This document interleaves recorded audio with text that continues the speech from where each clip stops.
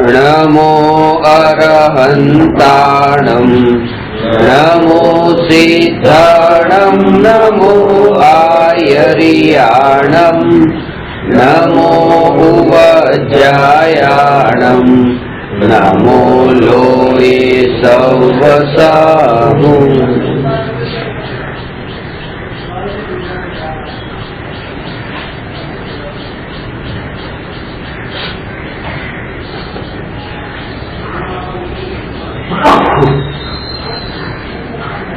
प्रश्न नंबर 300 अतीन्द्रिय सुखનું સ્વરૂપ કેવું હોય? ગઈકાલે થોડી ચર્ચા કરેલી કે જ્ઞાન બે પ્રકારના છે અને સુખ બે પ્રકારના છે. જો કે આત્મામાં અનંત ગુણો છે, પણ એ અનંત ગુણોમાં બે ગુણો જ એવા છે કે જે ગુણની આગળ ઇન્દ્રિય શબ્દ લાગે છે. ખાસ સમજો, જે શ્રદ્ધા ગુણ છે, ચારિત્ર, વીર્ય, આ બધા ગુણોની આગળ ઇન્દ્રિય શબ્દ નથી લાગતો. ઇન્દ્રિય શ્રદ્ધા ને અતિન્દ્રિય શ્રદ્ધા એમ નથી. ઇન્દ્રિય ચારિત્ર ને અતિન્દ્રિય ચારિત્ર નથી. ઇન્દ્રિય વીર્ય એ અતિન્દ્રિય વીર્ય એમ નથી. ઇન્દ્રિય દર્શન ને અતિન્દ્રિય દર્શન નથી એમ આ શ્રદ્ધા માટે. એવી રીતે આ સમ્યક દર્શન, મિથ્યા દર્શન જેમ કહીએ, પણ આ જે જ્ઞાન અને સુખ એના માટે આ બે શબ્દ વપરાય છે. ઇન્દ્રિય સુખ, અતિન્દ્રિય સુખ, ઇન્દ્રિય જ્ઞાન અને અતિન્દ્રિય જ્ઞાન. જે ઇન્દ્રિય જ્ઞાન છે એનું ફળ ઇન્દ્રિય સુખ છે. અતિન્દ્રિય જ્ઞાન છે એનું ફળ અતિન્દ્રિય સુખ છે. હવે 5 ઇન્દ્રિય અને મનના માધ્યમથી જે કંઈ પણ જ્ઞાન થાય છે એ નિયમથી પૂતગલનું જ્ઞાન થાય છે. 5 ઇન્દ્રિય ને મનના નિમિત્તથી જ્ઞાન થાય છે, પૂતગલનું જ્ઞાન થાય છે. અને મોટા ભાગે તો જે મનના નિમિત્તે જે જ્ઞાન થાય છે પૂર્વે ભૂતકાળમાં ભોગવેલા ભોગોનું જ સ્મરણ છે. એ પણ પૂતગલ જ છે, કારણ કે એ પણ મનના નિમિત્તે થયેલું જ્ઞાન છે. કે જે મીઠાઈને ગઈકાલે ચાખી હતી એ મીઠાઈ આખો દિવસ યાદ આવી કે આ મીઠાઈ બહુ સારી હતી, બહુ સારી હતી. હવે વખતે રસનેન્દ્રિયથી મીઠાશની અનુભૂતિ રૂપ જ્ઞાન તો નથી, પણ મનના નિમિત્તે જે રસનેન્દ્રિયના નિમિત્તથી જે જ્ઞાન થયું હતું, ભોગ કર્યો હતો, એનું જે સ્મરણ બહુ સારી હતી, બહુ સારી હતી, બહુ સારી હતી, બહુ સારી હતી. તો આજે બહુ સારી હતી એ જે જ્ઞાન થઈ રહ્યું છે એ જ્ઞાન કયા રીતે? મનના નિમિત્તે. અને એ મનના નિમિત્તે જેનું પણ જ્ઞાન થઈ રહ્યું છે એ પણ પૂતગલ જ છે, કારણ કે ઇન્દ્રિય અને મનના નિમિત્તે જે જ્ઞાન થાય એ પૂતગલનું થાય. એટલા માટે ઇન્દ્રિય જ્ઞાન પૂતગલનું થાય છે. અને હવે બીજી વાત કે ઇન્દ્રિય જ્ઞાન જે છે એ સાક્ષાત પૂતગલ છે. ઇન્દ્રિય જ્ઞાન સાક્ષાત પૂતગલ છે, કારણ કે પર હોય કે પરના લક્ષ્ય થવા વાળો ભાવ હોય એ પરભાવ કહેવાય. જેમ રાગ દ્વેષનો ભાવ આત્મામાં થાય છે, આત્મસિદ્ધિ શાસ્ત્રમાં જેમ કહ્યું 82મી ગાથામાં કે ભાવ કર્મ નિજ કલ્પના માટે ચેતન રૂપ, એ ચેતન રૂપ છે. આત્મામાં ઉત્પન્ન થતા મોહરાગ દ્વેષના ભાવ એ ચેતન રૂપ છે એમ કહ્યું. પણ અહીંયા એ કહે છે કે ભાવ રાગ દ્વેષના જે ભાવ છે એ જડ છે, એ ચેતન રૂપ નથી. અહીંયા વાત, તમારા પ્રત્યે મને જે રાગનો ભાવ ઉત્પન્ન થયો, આ રાગનો ભાવ જે છે એને ચેતન કેવું કે એને જડ કેવું? કે આત્મામાં ઉત્પન્ન થયો છે, ચેતનમાં ઉત્પન્ન થયો છે. ટેબલ ખુરશી વગેરે જડ પદાર્થોમાં ઉત્પન્ન નથી થયો. તેથી એ ભાવ એ ચેતન છે, માટે ચેતન રૂપ. ભાવ કર્મ નિજ કલ્પના પોતાની જ એક સમયની પર્યાય છે, માટે ચેતન રૂપ છે. પણ એ જડ છે, એ સમયકાળમાં થયું. કારણ કે રાગનો જે ભાવ તમારા પ્રત્યે જે થયો, એ રાગનો ભાવ એ વાતને જાણે છે કે હું રાગ છું, તો રાગ રાગને જાણતો નથી. એટલા માટે રાગનો ભાવ છે એ જડ છે. જ્ઞાન સ્વભાવ રહિત હોવાથી રાગ જડ છે. જીવ વીર્યની સ્ફૂર્ણા એટલે એ છે કે ભાવ એ છે કે જે આ ભાવ થયો એના કારણે એ કર્મો ગ્રહણ કરે છે. એટલે મોહ રાગ દ્વેષના જે ભાવ થયા એ ભાવના કારણે એ કર્મણ વર્ગણાઓ આત્મા તરફ આવીને આત્માને ચોંટે છે, આત્મા સાથે એક કે ગ્રહણ કરે છે, બંધાય છે. ભાવ કર્મ નીચે કલ્પના માટે ચેતન રૂપ કીધું ને જીવ વીર્યની સ્ફૂર્ણા ગ્રહણ કરે જડધું. આ જળ રચકણો કાર્બન વર્ગણાઓને ગ્રહણ કરે છે કે આ જેવા આપણે ભાવ કરીએ છીએ, આ જેમ તેલ લગાવ્યું શરીર ઉપર જે રીતે રચકણો ચોંટાય એવી રીતે આ ભાવના કારણે એ કર્મ આત્મામાં આવીને આત્મા એને ગ્રહણ કરે છે. ગ્રહણ કરે જડધૂપ, આ કાર્બન વર્ગણાને જળધૂપ કહ્યા છે. અને જે આ ભાવ આત્મામાં ઉત્પન્ન થાય છે એ ભાવ અચેતન છે, એ જળ છે, એ જ્યાં સુધી નહીં સમજાય ત્યાં સુધી જ્ઞાન સ્વભાવી આત્માની અનુભૂતિ નહીં થાય. કારણ કે એમાં હજી ઉપાધિ બુદ્ધિ રહી ગઈ. આ ભાવમાં પણ સ્વભાવનો આશ્રય, સ્વભાવના આશ્રય તે આ રાગ છે એ સાક્ષાત જળ. કારણ કે જેમ પાણી પોતે તે પરિણમીને બરફ થાય છે એવી રીતે આ આત્માનું જ્ઞાન એ પોતે પરિણમીને રાગાદી ભાવ રૂપે થાય તો એમ કહેવાય કે આ રાગાદી ભાવ એ મારા.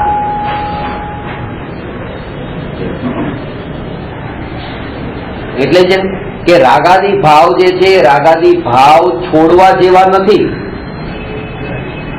રાગાદી ભાવ પકડવા યોગ્ય જ નથી. છોડવાની વાત તો પછી, પકડવા યોગ્ય નથી એટલે કે આ રાગ હું છું એ જ માનવાનું નથી. અને જ્યારે એ રાગને પોતાનો ન માને તો રાગનું છૂટવું બહુ સહેલું છે. એમ કીધું હાથનો રૂમાલ પણ એક છૂટતો નથી, પડી જાય તો મારો રૂમાલ ક્યાં, મારો રૂમાલ ક્યાં.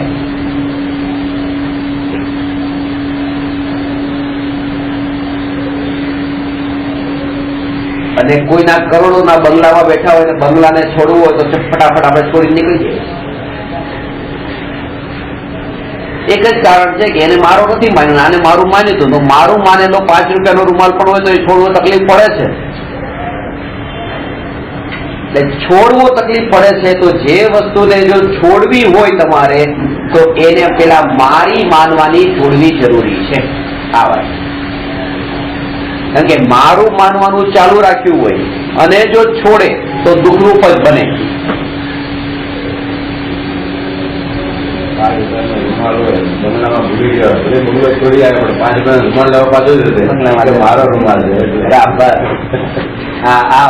કારણ કે એમાં મારું નોકરું ને એ જ હોય છે ને.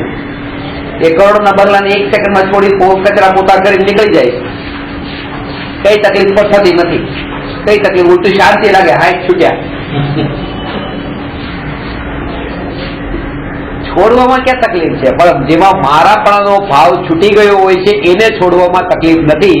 એટલે જો તમારે ક્રોધ છોડવો હોય તો પેલા એ માનો કે ક્રોધ હું નથી, ક્રોધ મારો નથી, તો સહજ છૂટી જાય, તકલીફ નહીં પડે. એ છોડવું એ સુખરૂપ થશે. અને મારો માન્યો અને છોડવાનો કર્યું, છૂટશે તો નહીં, પણ જો કલ્પના કરો કે છૂટે તો એ દુઃખરૂપ જ થશે ત્યારે મારું કંઈક છૂટી ગયું.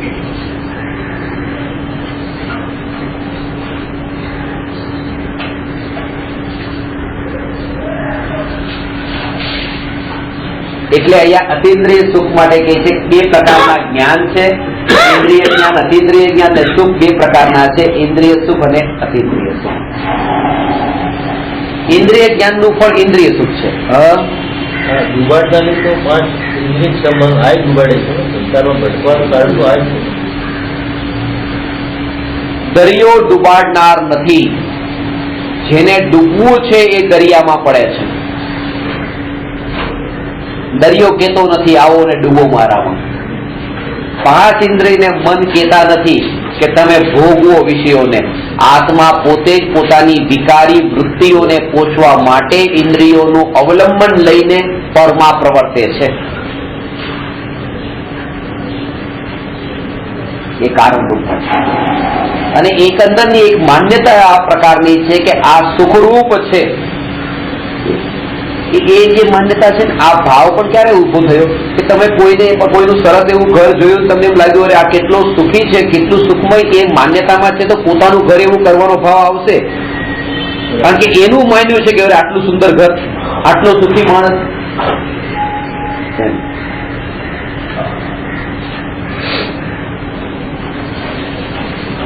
આટલો સુખી, જ્યાં સુધી એ સુખી લાગ્યો છે ત્યાં સુધી પોતે જે છે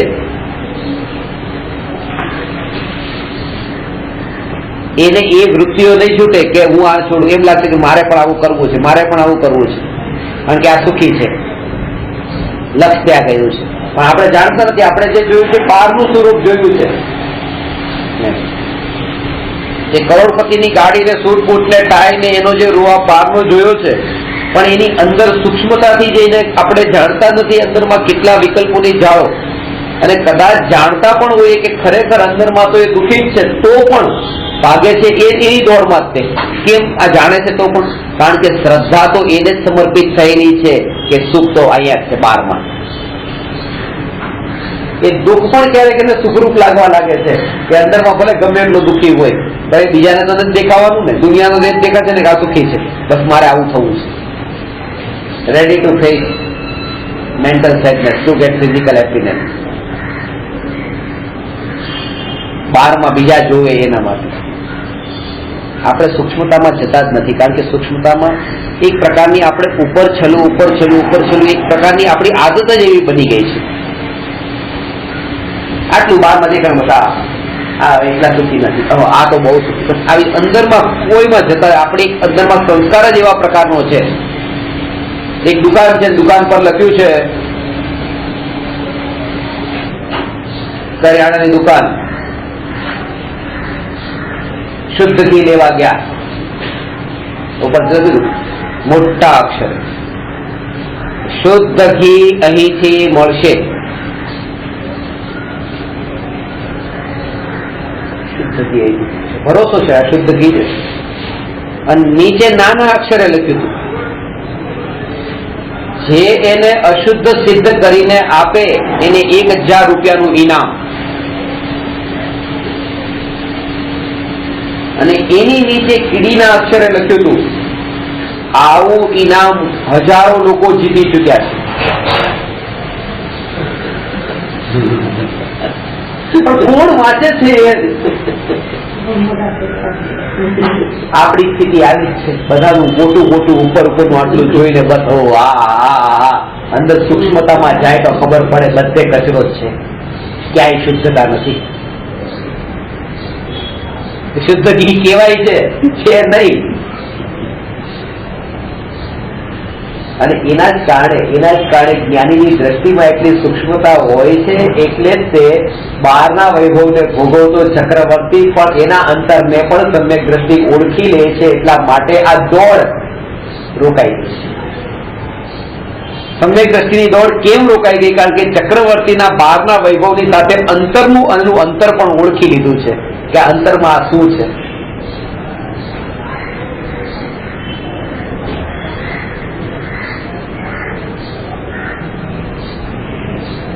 તેથી સહજતા આમાં અતિન્દ્રિયમાં એક એ છે કે બહારનું સુખ જે છે ઇન્દ્રિય સુખ છે, અતિન્દ્રિય સુખ અંદરનું છે. અંદરનું કોઈ ઓળખતું નથી, ઓળખવા જવા માંગતું નથી, એટલે જ્ઞાનીને ઓળખી શકતા નથી.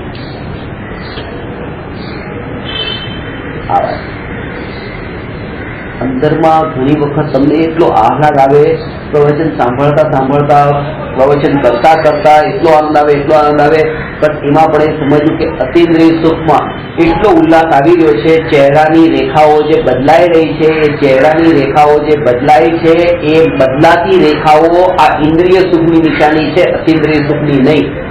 અતિન્દ્રિય સુખનો અર્થ કે આ ચહેરાની રેખા આમની આમ ન થાય, આ અતિન્દ્રિય સુખ છે. આ જાગૃતિ એ રાખવાની, આ ભેદ કરતા આવડવું જોઈએ. સમજાણી વાત? ભલે આત્માની જ વાત તમે સાંભળતા હો, ગુરુદેવના મુખેથી આત્માની વાત સાંભળતા હો, પણ ગુરુદેવની જે ચહેરાની રેખાઓ જે બદલાઈ રહી છે તે જાગૃતિ આવે. ગુરુદેવના અંદરમાંથી જે એવો જે આહલાદ નીકળી રહ્યો છે, ત્યારે એ જાગૃતિ રહે કે આવી જે અંદરમાં આ ભાષા વર્ગના રૂપ, આ ધ્વનિનું છૂટવું અને આવી રીતે ચહેરાની રેખાઓનું પલટાવવું, આ પણ અતિન્દ્રિય સુખ નથી. અતિન્દ્રિય સુખ જે છે એ તો એવું છે કે જેમાં કંઈ પલટાતું નથી, એ માત્ર સ્થિરતા રૂપે જ અનુભવમાં આવે છે. એ કંઈક આનાથી હજી જુદું છે, એ વાત બતાવવા માંગુ છું. આ જે 12માં આવી ગયું આ એનાથી પણ એ કંઈક જુદું છે, એ અનુભવ ગમ્ય છે. આ બધું વચન ગોચર છે, એ વચન અગોચર છે. એ ભેદ કરતા આવડવું જોઈએ પેલા.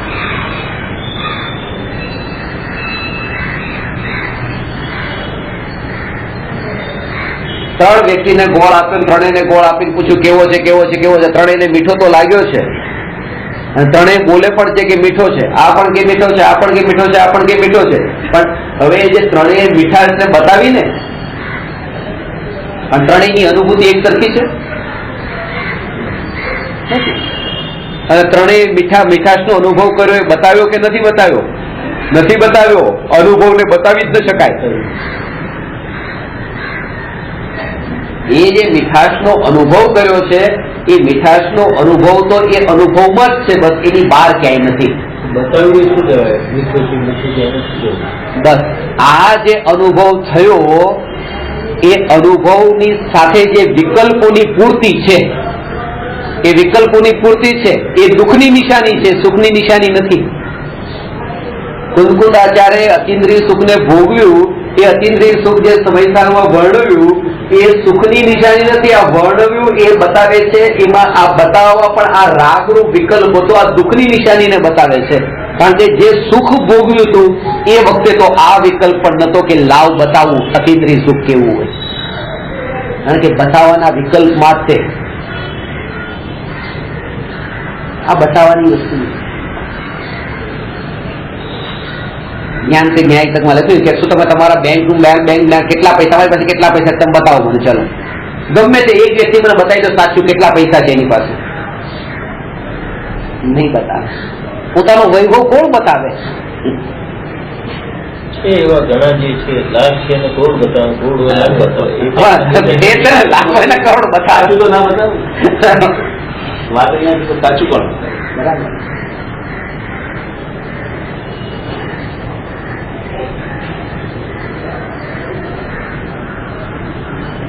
સત્ય પોતાનો અંતરનો વૈભવ. કુંદકુંદ આચાર્ય કહે છે આ વૈભવ જે છે એ અંતરમાં હું મારો વૈભવ તમને નિજ વૈભવ બતાવું, પણ એ ખાસ તમારામાં પણ આવો વૈભવ છે. પાછો તમારો વૈભવ તમને બતાવું છું, મારો નહીં.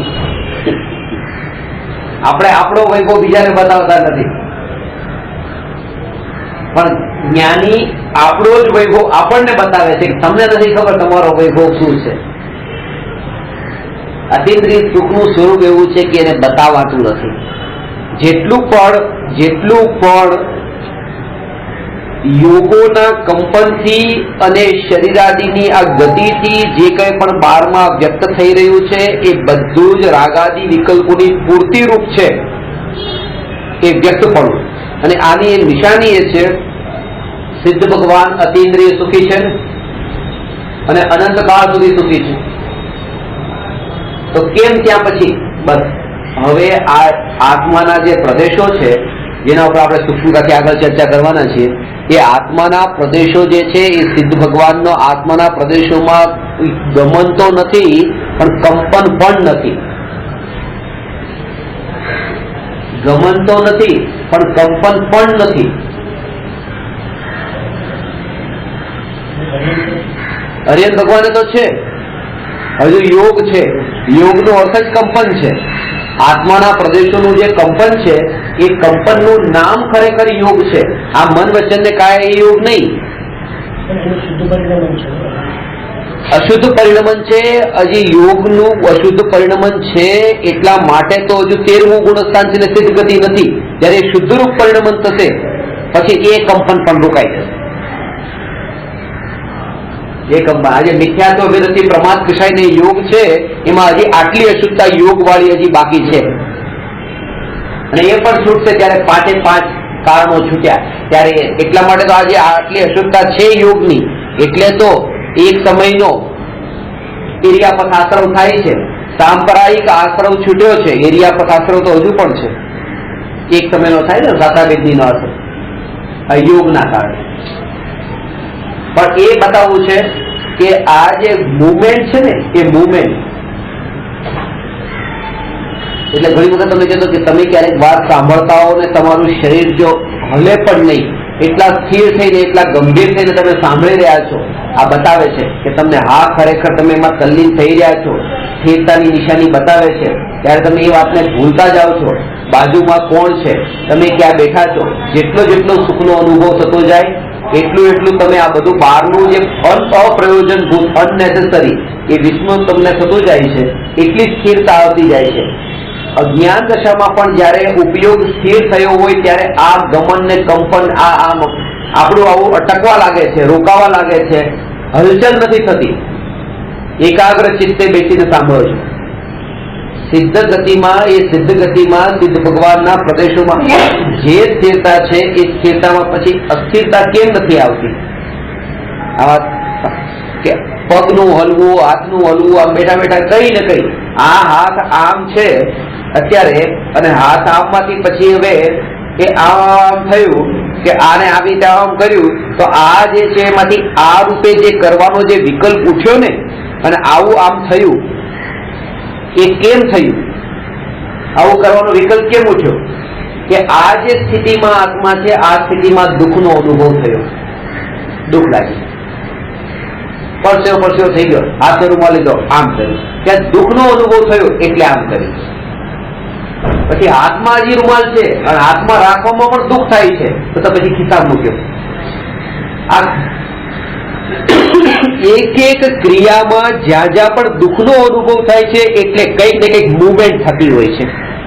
આમ બેસીને થાક્યા પછી આમ બેઠા, આમ બેસીને થાક્યા પછી એકવાર આમ થયા, હવે હજી આમ થયામાં પણ દુઃખ થયું એટલે પાછા નીચે બેઠા. આમાં સુખ ન થઈ ગયું તો એમને રહી જાય. એ સુખની નિશાની છે કે હવે કોઈ મુવમેન્ટ નહીં, ક્યાંય જવું નહીં, ક્યાંય આવવું નહીં, હલવું નહીં, ચલવું નહીં, કઈ નહીં. એટલે સિદ્ધ ભગવાન અનંત સુખી છે ને એ કેમ ખબર પડી? કારણ કે હવે હલતા છે, હવે મુવમેન્ટ નથી. આ મુવમેન્ટ તો ક્યારે થાય કે દુઃખ હોય તો દુઃખને દૂર કરવા માટે મુવમેન્ટ જીવ કરે, પણ દુઃખ જ નથી તો મુવમેન્ટ કરે કેમ? આ અતિન્દ્રિય સુખની નિશાની છે.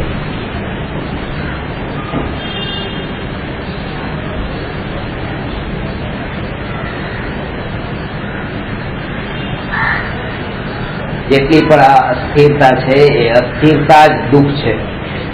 આ યોગની વાત કરી અને હવે નિશ્ચયથી કહીએ તો યોગની અસ્થિરતાનું નામ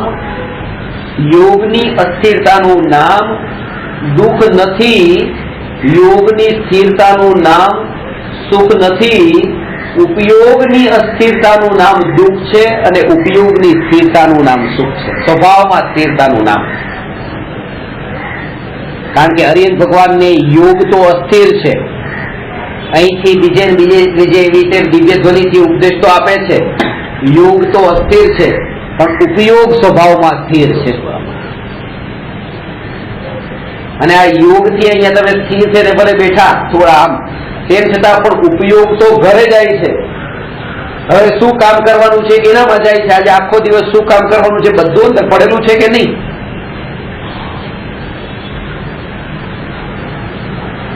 વિકલ્પ આજનો પડેલો છે કે આજનો નહીં, આ 12 મહિનાનો વિકલ્પ પડ્યો છે કે અહીંથી ઉભા થઈને 12 મહિનાના ઘઉં ઘરમાં ભરવાના છે. હજી રોટલી તો આજની પણ ખાધી નથી, પણ વિકલ્પ 12 મહિનાના. ખબર નથી આજની રોટલી માટે પણ એ સાચો સ્વાદ હજુ છે કે નહીં. સમજાણી વાત? તો ભરવા કે નહીં પછી આ 12 મહિનાના ઘઉં ઘરમાં?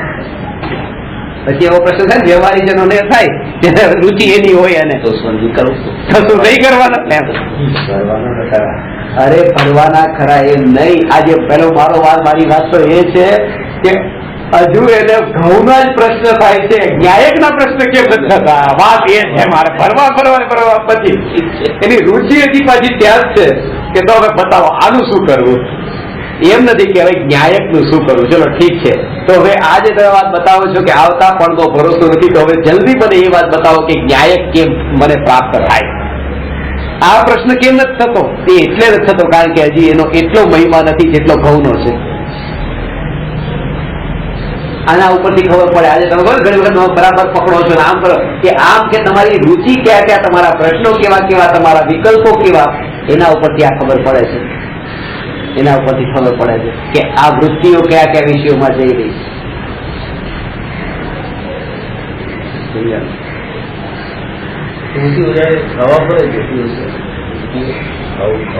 પણ આ વાત ખાસ સમજવાની, મને બધી ખબર પડે છે, મને બધી ખબર પડે છે કે તમારી વૃત્તિઓ ક્યાં ક્યાં જાય છે. બહુ ખરાબ વૃત્તિઓ છે, ક્યાં ક્યાં ભોગે છે, કેવા કેવા વિષયો ભોગે છે, કેટલા વિકલ્પોની જાળમાં તમે ફસાવો છો, કેટલા વિકલ્પોમાં જાઓ છો, મને તમારી બધી ખબર પડે છે. મને બધી ખબર પડે છે.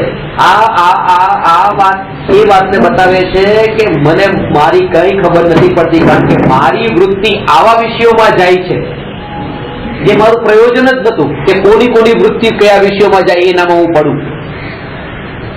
મારું પ્રયોજન તો પોતાનું હતું ને.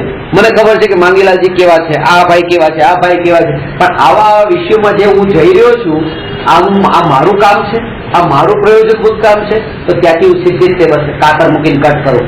એ એમનામાં, હા એમનામાં, એ વિકલ્પોમાં કોઈની વૃત્તિને ભલે જાણવા માટે તમારી પાસે શક્તિ આવીને તમે સમજી શકો છો, પણ એમાં પણ ડિટેલમાં નથી જતા. તો જ્ઞાનીઓને ખબર ન પડે કે દુનિયામાં કોણ કેવા છે, બધું ન સમજી શકે, કોની વૃત્તિઓ કયા વિષયોમાં કેવી ચાલે છે, પણ પ્રયોજન જ્ઞાની જાણે છે કે આ મારું કોઈ પ્રયોજન નથી, તેથી કરીને એ વિષયોમાં પ્રવર્તતા નથી. કે એટલા માટે તો એમાં પણ આ દ્રષ્ટિ આવે છે કે એ પણ ભગવાન આત્મા છે. બુદ્ધે એ પણ ભગવાન આત્મા ક્યારે? કારણ કે જે પર્યાય વાળું સ્વરૂપ છે, મારો કોઈ એના સાથે પ્રયોજન જ નથી.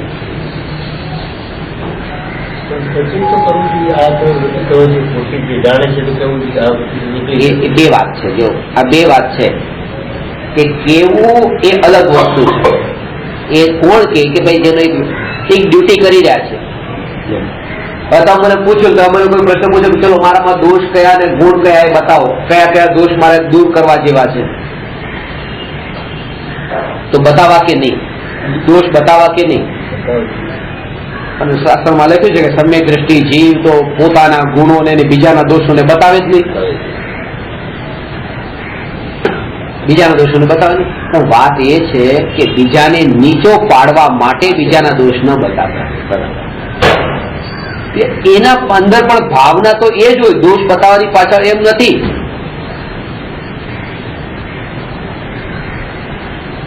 પ્રેરણા આપવા માટે થઈને આ કહેતા હોય. એટલે જ્ઞાની પણ કે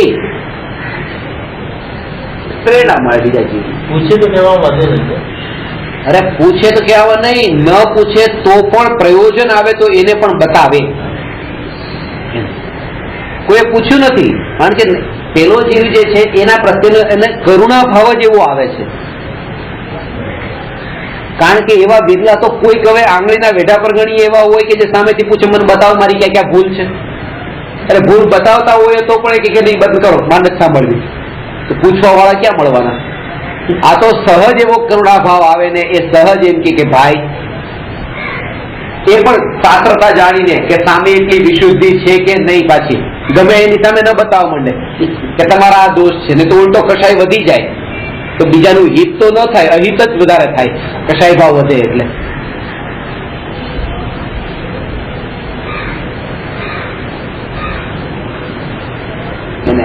મરતી વખતે બધાને તમે ધર્મ સંભળાવવો જોઈએ કે નહીં, કે ભાઈ એ સામાવાળાના પરિણામ વિશુદ્ધ હોય તો સંભળાવો.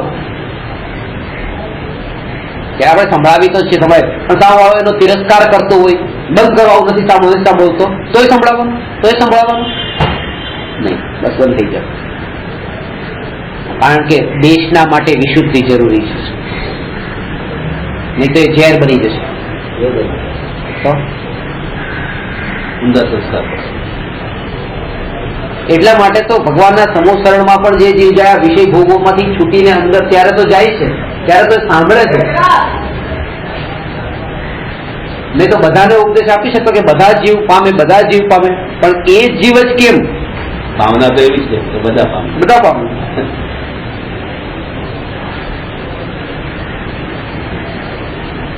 સહજ રૂપે આવો કર્મભાવ, સહજ ઇન જનરલ.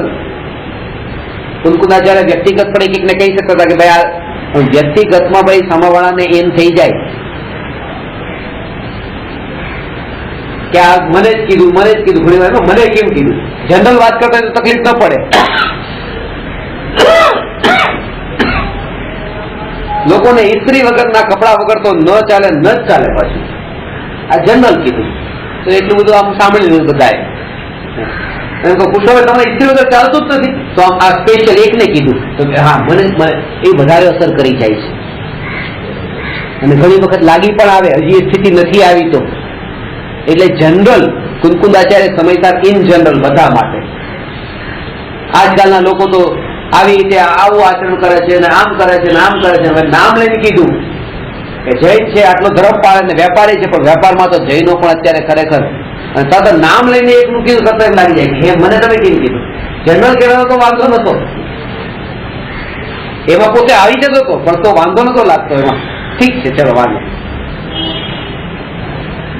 એટલે જ્ઞાનીઓ છઠ્ઠા સાતમા ગુણસ્થાનમાં એ સ્થિતિમાં આવ્યા પછી જે કંઈ પણ કહેવાનો કરુણાનો ભાવ આવે છે એ સહજ રૂપે લખી દે છે, મૂકી જતા જેની યોગ્યતા હશે વાંચશે. જો વિશુદ્ધ પરિણામ વાળો હશે તો વાંચશે ને વિશુદ્ધ પરિણામ જેના નહીં હોય તો પડ્યું રહેશે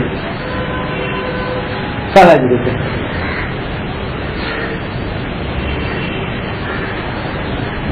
દોષને બતાવે પણ નીચો પાડવાની, અને ગુણ બતાવે, પોતાના ગુણો પણ બતાવે કે મારામાં આવા આવા ગુણ છે. પણ એ પણ એટલા માટે નહીં કે પોતાને મોટો બતાવવા માટે, બીજાને પ્રેરણા મળે એટલે.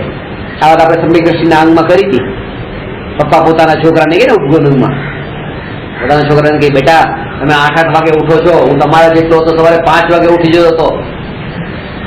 વખાણ કરે છે કે નહીં પોતાના પપ્પા? અને વખાણ પોતાના કરે એમ એ કે ભાઈ તમે પણ વહેલા ઉઠતા થાવ એમ. પોતાના ગુણો બતાવે તો એમાં બીજાને એ પ્રેરણા મળે એના માટે. પણ આમાં પણ બહુ બચવા જેવું છે. ઘણી વખત પ્રેરણા મળે એમ કરી ગુણો બતાવી દઈએ, ક્યારેક અહંકાર પણ ન પોષાઈ જાય, અને ક્યારેક બીજાના દોષને દૂર કરવા માટે એને કહીએ છીએ, પણ ક્યારેક એને નીચો ન દેખાઈ જાય. એટલે આ તલવારની ધાર પર ચાલવા જેવું છે. ક્યારેક ઊંધું પરિણમન થઈ જાય. આ વાત સમજાય? ઇન્દ્રિય આ જે હવે લઈએ છે, ઇન્દ્રિય જ્ઞાનનું ફળ ઇન્દ્રિય સુખ છે. અતિન્દ્રિય જ્ઞાનનું ફળ અતિન્દ્રિય સુખ છે. અતિન્દ્રિય જ્ઞાનનો અર્થ શું થયો? કે જે જ્ઞાન ઇન્દ્રિયોના માધ્યમથી પૂતગલને જાણે છે આ ઇન્દ્રિય જ્ઞાન, અને જે જ્ઞાન ઇન્દ્રિયોના માધ્યમથી ન જાણીને, એટલે જે આ જે 5 દ્વાર છે અને છઠ્ઠું મન, એના માધ્યમથી જે જ્ઞાન બહારમાં જતું હતું એ જ્ઞાન બહારમાં ન જાય અને સ્વભાવમાં સ્થિર થાય ત્યારે એ જ્ઞાન અતિન્દ્રિય થયું. કારણ કે વચ્ચે ઇન્દ્રિયોનું અવલંબન ન રહ્યું. સમજાણી વાત?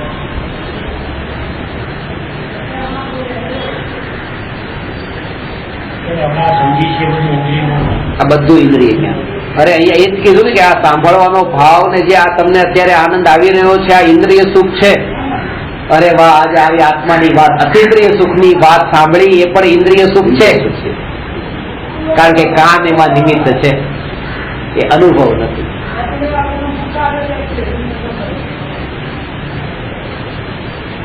અને એટલા માટે જ કે અતિન્દ્રિય સુખના ભોગવટામાંથી આ અતિન્દ્રિય સુખ આવું હોય, આવું જે કહેવાનો જે વિકલ્પ છે ને એ દુઃખ છે. એ દુઃખ છે. અને જ્ઞાની દુઃખી થવા માંગતા નથી, એટલા માટે જ્ઞાની અતિન્દ્રિય સુખનું સ્વરૂપ આવું હોય એવું કેવા પણ આવતા નથી. પછી બહુ સૂક્ષ્મ વાત છે, એ પણ બતાવવાનો. આ વિચાર કરજો કે આ દશાને પેલા ઉપાદેય માનવી કે અતિન્દ્રિય સુખનું જે આનંદ આવતો હોય, ઘણી વખત આજે તો બહુ આનંદ આવી ગયો.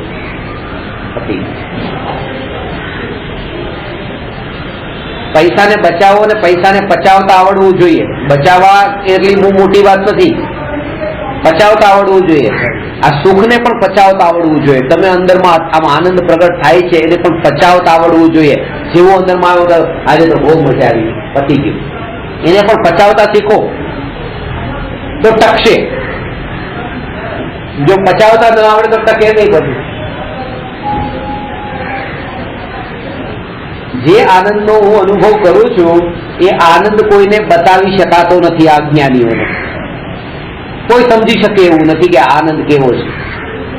અને જે સમજી શકે એવા જ્ઞાનીઓ છે એને બતાવવાની જરૂર જ નથી મારે, કારણ કે એ તો પોતે જ સમજે છે વગર બતાવે.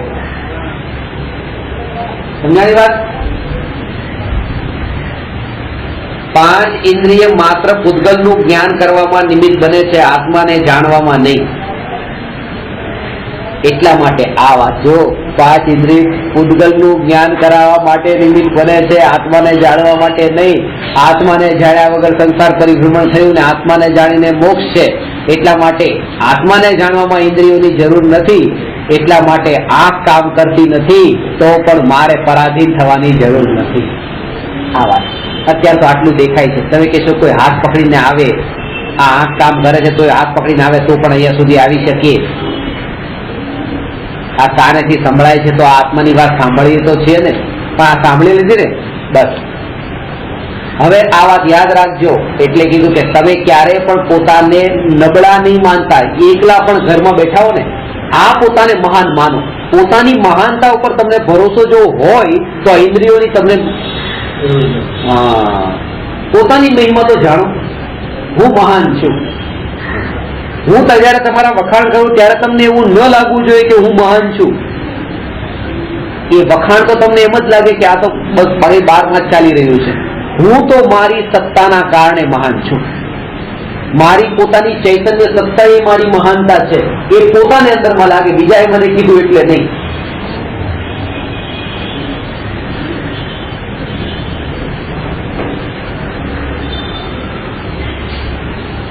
અને એવી જેને મહિમા લાગી હશે ને અને એના કારણે થઈને પછી કોઈ પણ પ્રકારના રાગાદી વિકારી ભાવ ઉત્પન્ન થતા હોય તો પણ પોતાની મહિમા આવશે. હું તો પરમાત્મા છું, હું ભગવાન છું, હું પરમાત્મા છું.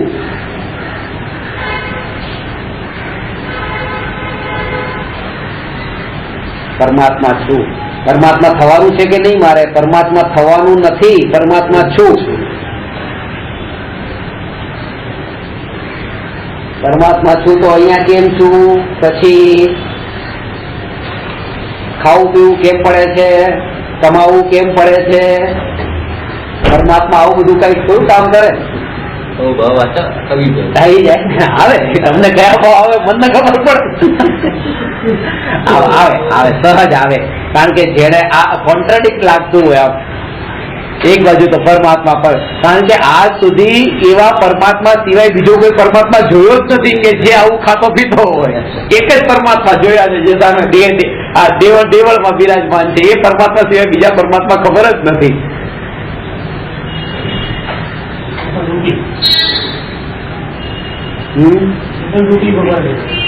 એ પણ રૂપી દેખાશે. એ પણ અરૂપી તો ક્યાં દેખાય? કારણ કે એ અરૂપી તો ત્યારે દેખાશે જયારે અંતરનો પરમાત્મા દેખાશે ત્યારે. કારણ કે પરમાત્માનું શરીર જ દેખ્યું છે, શરીર જ દેખ્યું. ત્યાં પણ પૂતગલ જ દેખ્યું, કારણ કે આંખથી દેખ્યું છે. આંખથી તો પૂતગલ જ દેખાય. આંખ વડે તો પૂતગલ જ દેખાય. આજ સુધી તો પૂતગલ જ જોયું છે, પરમાત્માને તો જોયા જ નથી. પરમાત્માને જોવા હોય તો આંખની જરૂર નથી. આંખની જરૂર નથી. આ વાત અંદરમાં શ્રદ્ધામાં આવે. ખરેખર શ્રદ્ધામાં આવે તો થાય.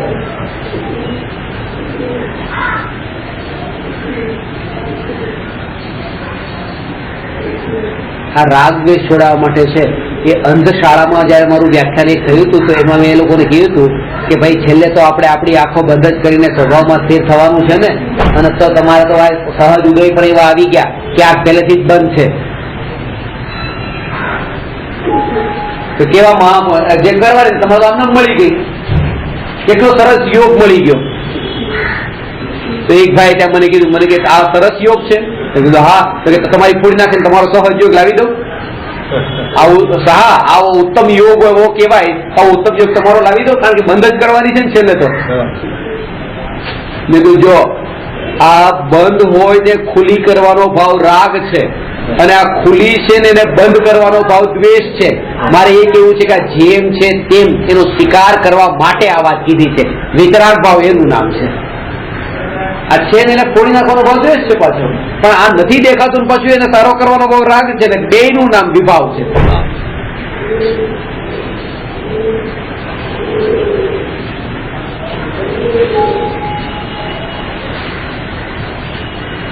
જેમ છે તેમ વિભાવમાં રહેવાનું, વિભાવમાં નહીં રહેવાનું. વિભાવમાં નહીં રહેવાનું. વિભાવ એટલે આપણા સ્વભાવથી વિરોધી ભાવ, એ વિભાવ. એટલે વિરોધી ભાવ. પાણીનો સ્વભાવ ઠંડુ છે જેમ, અને એને આપણે આગ પર મૂક્યું તો ગરમ થયું, આ વિરોધી ભાવ. એવી રીતે આપણો સ્વભાવ છે માત્ર જ્ઞાતા દ્રષ્ટા રૂપે રહેવાનો, પણ આજે રાગ દ્વેષના ભાવ થાય, આ વિરોધી ભાવ થયા. સ્વભાવમાં રહેવાનું, વિભાવમાં નહીં જવું. વિભાવમાં નહીં જવું એટલે શું? તો કે દરેક સમયે આ જાગૃતિ રાખવાની. હું જાણનાર, હું જાણનાર, હું જાણનાર, હું જાણનાર, હું જાણનાર.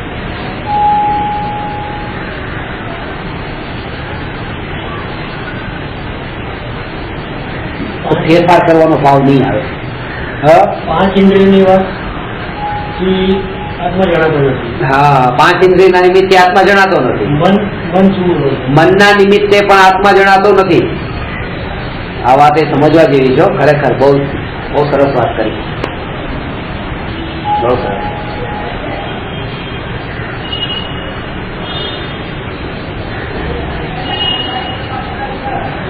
મનના નિમિત્તે જે જ્ઞાન થાય છે, મન, આ વાતને સમજો કે આંખના નિમિત્તે જે આપણે જ્ઞાન થાય છે ને, એના માટે આપણે પર્ટિક્યુલર એક નામ આપ્યું,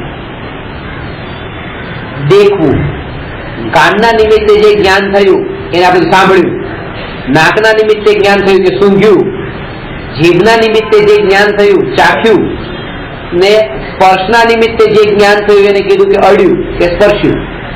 તો સ્પર્શ્યું, ચાખ્યું, સૂંઘ્યું, દેખ્યું અને સાંભળ્યું, આ જે નામ છે, એવી રીતે મનના નિમિત્તે જે જ્ઞાન થાય છે એનું નામ છે વિચાર્યું. વિચાર્યું, સાંભળો, પૂરું સાંભળ્યું, સમજાય છે. આ જે મનના નિમિત્તે જે જ્ઞાન થાય છે વિચાર્યું. હવે આંખના નિમિત્તે મેં આ લાલ રંગ દેખ્યો, પછી એ લાલ રંગનો મને જે વિચાર આવે છે ને કે લાલ રંગનો વિચાર, એમાં મનનું નિમિત્ત પણ છે. આ મનનું નિમિત્ત પણ જે કર્ણેન્દ્રિયના માધ્યમથી આત્માનું સ્વરૂપ સાંભળ્યું હતું, અને અહીંથી ઉભા થયા પછી રસ્તામાં ચાલતા ચાલતા જે એ યાદ આવે છે કે આજે આત્માનું સ્વરૂપ આવું સાંભળ્યું હતું, આ જે યાદ જે છે, આ જે વિચાર ચાલે છે, આમાં મનનું નિમિત્ત પણ છે.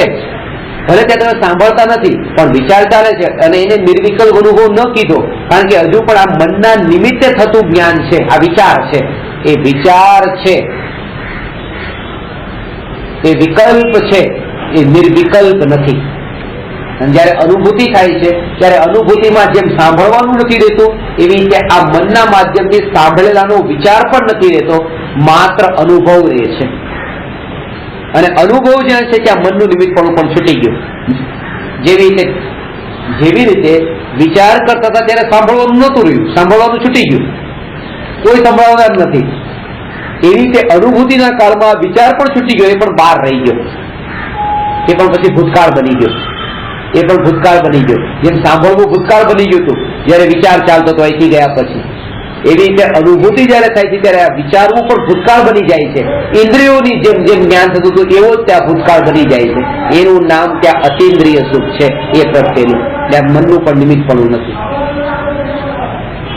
અને એ ખબર કેમ પડે કે ક્યારે આ વિચાર રહ્યો, વિચાર આ જે છે મનના નિમિત્ત વાળો, તો એ છે જ્યાં સુધી આકુળતારૂપ તરંગો જ્યાં સુધી ઉઠે છે ત્યાં સુધી એટલું જાણવું કે આ આકુળતારૂપ તરંગો છે, આમાં હજી મનનું નિમિત્ત પણ છે.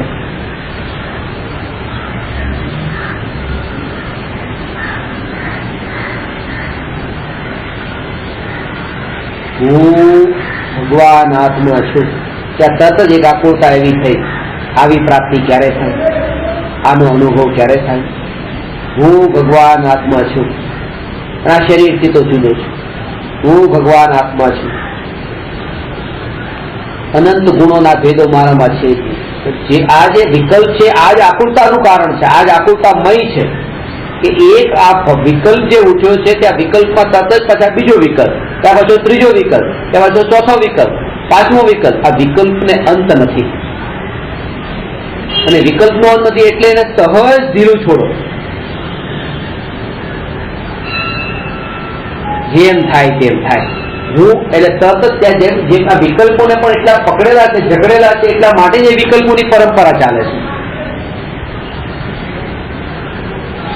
વાતને સમજો કે અહીંયા બેઠા બેઠા જે તમે સાંભળ્યું કે હું આત્મા છું, હું ન્યાયક છું, હું ન્યાયક છું, હવે આ રીતે ઉભા થયા પછી જે ચાલશે ને વચ્ચે વચ્ચે વિચાર કે હું ન્યાયક છું, હું ન્યાયક છું, હું ન્યાયક છું, એ જે સાંભળેલું જે છે એ સાંભળેલું હું ન્યાયક છું, ન્યાયક છું થોડા ટાઈમ માટે રહ્યું, પછી પાછું ભૂલાઈ ગયું, પાછું ક્યારે ક્યારે હું ન્યાયક છું.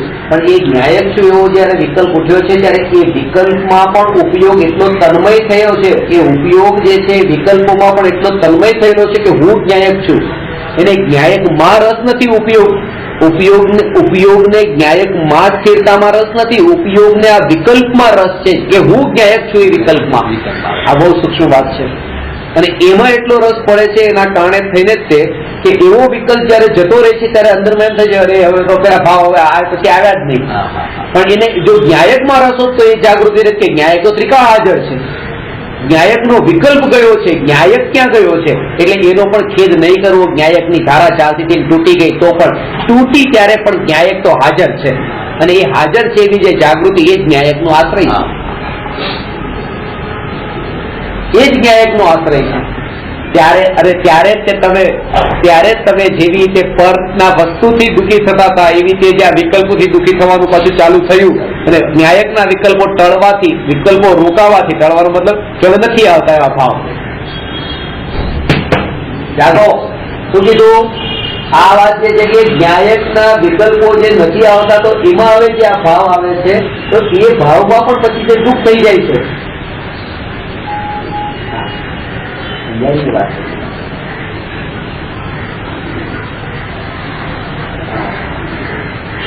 રોજ તમે ન્યાયકની બહુ ઉત્તમ વાત કરી, પણ આજે એટલી બધી એક વાત મને કહે ને આજે એવો ભાવ ન આવ્યો તમારે, પણ મારા પ્રવચનમાં એ ભાવ ન આવ્યો, તમને પકડાયો નહીં, બરાબર છે, પણ જયારે તમારો ન્યાયક હાજર હતો ક્યાં ખોવાઈ ગયો હતો? લેવો હતો ને ભાવ એમાંથી, એ તો ત્રિકાળ હાજર હતો.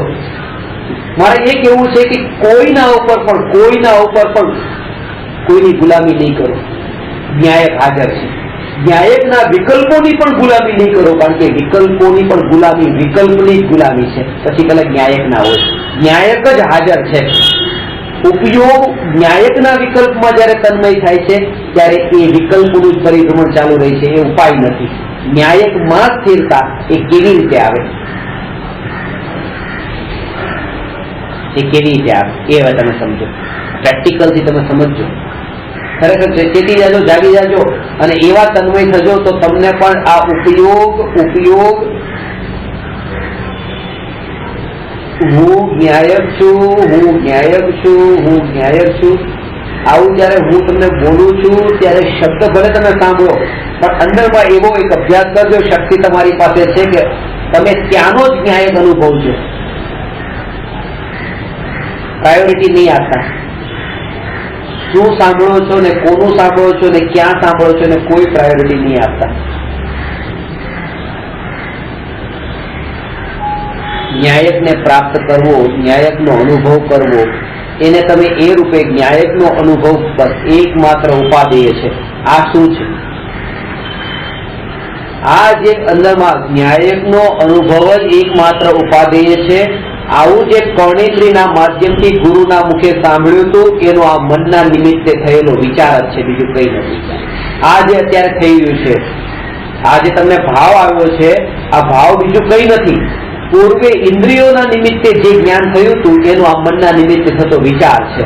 અને ઇન્દ્રિયના નિમિત્તે જયારે તમે સાંભળતા હતા કે ગુરુના મુખે જયારે સાંભળ્યું હતું ત્યારે કઈ સુખનો પ્રગટ્યું, એવી રીતે આ ન્યાયકનો અનુભવ એકમાત્ર સુખનો આધાર છે. આવો જે વિચાર છે એમાં પણ સુખ નથી પ્રગટ થયું. ગુરુના મુખે સાંભળેલું જે વાક્ય હતું એ વખતે પણ એ વાક્યમાં રસ નતો કે ભાઈ આ તો ઇન્દ્રિય છે, બસ એવી રીતે આ જે વિચાર છે એનો પણ રસ છૂટે, એમાં પણ આસક્તિનો ભાવ નથી, એમાં પણ આસક્તિનો ભાવ નથી.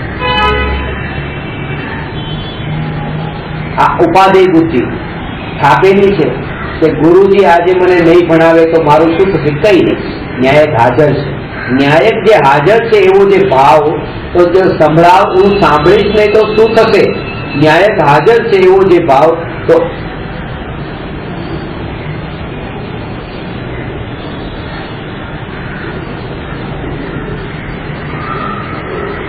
એક સમયે તમે આ જે ન્યાયક નો જે આ જે સાંભળવા વાળો જે વિચાર, ગુરુજી જો નહીં હોય તો મારું શું થશે? મને સાંભળવા નહીં, મારો ન્યાયક હાજર છે. તો હવે આ જે અહીંથી ઉભા થયા પછી ન્યાયકના વિચારોની ધારા રહેશે કે નહીં, એ પણ એમાં પણ હવે તમે રસ નથી લેતા, કારણ કે ન્યાયક તો હાજર છે. તમે બેમાં એક સરખાપણી પરાધીનતાના ભાવને છોડી દીધા છે.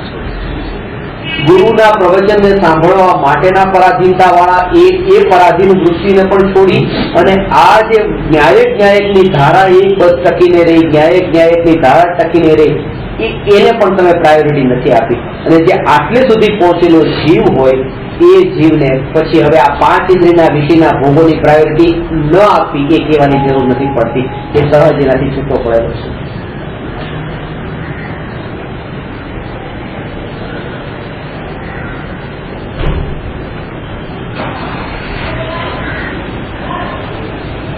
મહત્તા એ વિકલ્પોને પણ નથી આપતી, વિકલ્પોને મહત્તા નથી થતી. બસ આજે ન્યાયકના બહુ ભાવ રહ્યા, ન્યાયક માટે બહુ ભાવ રહ્યા. ન્યાયક માટે રહેલો ભાવ તે આ ઉત્પાદ વ્યય વાળો છે, તે અનિત્ય છે. હું ન્યાયક, હું જ્યારે આ ઉપયોગ હું ન્યાયકમાં જયારે ગયો ત્યારે ઉપયોગ ચંચળ ન થયો. ઉપયોગ ચંચળ થતો તો પેલા એટલે જ થતો હતો કારણ કે હું આ ન્યાયક નો વિકલ્પ, ન્યાયક નો જે વિકલ્પ એ હું એમાં ઉપયોગ જતો હતો. ઉપયોગ નિયમથી ચંચળ થવાનો છે કારણ કે હું ન્યાયક એવો જે વિકલ્પ છે એ વિકલ્પ તો સ્વયં પર્યાય છે, સ્વયં આકૃતામય છે, અને ઉપયોગ પાછો એમાં તન્મય થાય છે કે આ જ હું.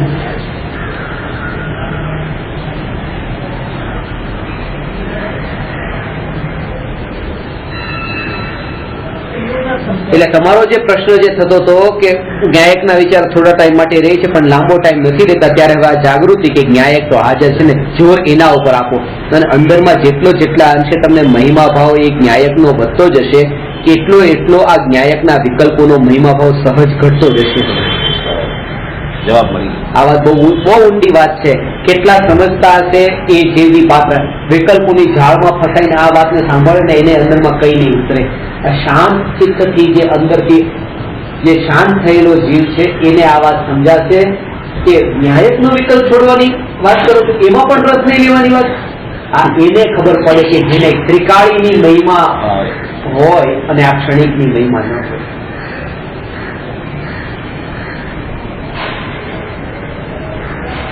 આ પોતાની સાથે અંદરમાં સ્પર્શના કરીને એનો અનુભવ કરો તો તમને ખબર પડશે. આ સાંભળવાથી નહીં, અંદરમાં પોતે એવો અનુભવ કરે.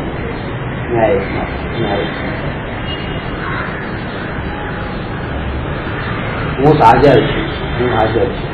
હવે જયારે આના ઉપરથી વિચાર કરો કે નિજ પરમાત્મા, હું ભગવાન આત્મા, હું જયારે આ ભગવાન આત્મા કહું ને ત્યારે તમે તરત જ ત્યાં જ એવો સ્પર્શના વાળો અનુભવ કરતા જાજો. ખરેખર હું ભગવાન આત્મા, જ્યારે આ રાગાદી વિકલ્પો, હું ભગવાન આત્મા કે જેના લક્ષ્ય સમ્યક દર્શન પ્રગટ થાય છે, કેવલ જ્ઞાન પ્રગટ થાય છે, મોક્ષ પ્રગટ થાય છે, એ ભગવાન આત્મા વાળો જે આ વિકલ્પ છે એ વિકલ્પમાં પણ રસ નથી લેવાનો. વિતરાગતાનો આધાર ભગવાન આત્મા, એના વિકલ્પનો પણ રસ છૂટે તો રાગનો આધાર એવા મહાવીર ભગવાનની પ્રતિમા, મહાવીર ભગવાન રાગનો નિમિત્ત. હવે એવા ભાવ જે ભગવાનની ભક્તિના જો ક્યારેક થોડાક વધારે આવી ગયા તો આમાં આટલી ઉછળકૂદ કરવાની શું જરૂર છે?